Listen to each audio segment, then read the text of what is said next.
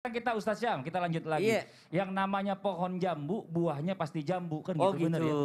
Atau mungkin ada istilahnya pepatahnya buah itu jatuh nggak jauh dari pohonnya. Kalau sampai jauh berarti terbang ke bawah angin. Nanti yang atau Hanyut. pohon itu berada di pinggir sungai. Betul, hanyut. Buahnya jatuh di sungai kemudian mengalir. Iya, ya namanya anak itu rata-rata itu ya, rata-rata hampir 99% sih mungkin ya menurut saya.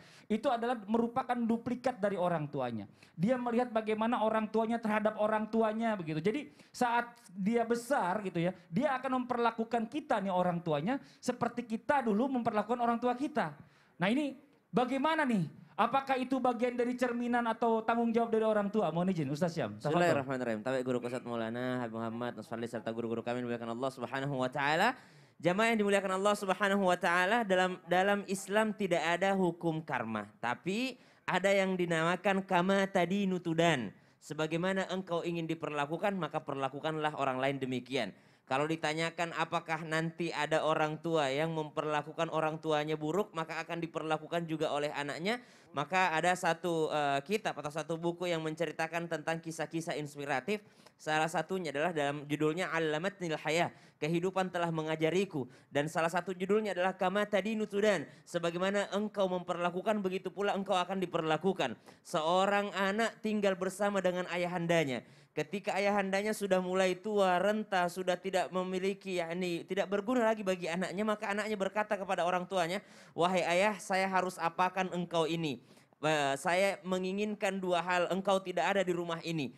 Apakah engkau keluar dari rumah atau engkau kusembelih saja?" Maka kata anaknya, apakah engkau memilih keluar meninggalkan rumah atau kusembelih saja ayah? Maka kata ayahandanya, apa engkau tega melakukannya? Kata anaknya, sebenarnya saya tidak tega, tapi memang ayah sudah sangat menyusahkan saya. Jadi pilihan ayah cuma ada dua, keluar dari rumah ini atau saya bunuh ayah, atau saya sembelih ayah. Maka ayahnya mengatakan, kalau begitu ayah memilih untuk disembelih saja dibandingkan ayah keluar daripada rumah ini. Rumah ini ayah pakai untuk mendidikmu, membesarkanmu. Daripada aku keluar dari rumah ini, engkau lebih baik menyembelih saya. Maka kata anaknya, baiklah aku akan sembelih ayah. Apa jawaban daripada ayahandanya? Sebelum engkau sembelih saya punya syarat. Engkau ketika sembelih saya, jangan sembelih saya di dalam rumah ini, tapi sembelih saya di jauh di sana, di ujung padang pasir sana. Maka kata anaknya, engkau kusembelih di sana dan engkau kusembelih dalam rumah sama-sama mati. Apa bedanya? Kenapa harus jauh-jauh? Apa jawaban ayahnya? Karena di sanalah dahulu saya sembelih bapak saya. Karena di sanalah dahulu saya juga menyembelih bapak saya. Lihat,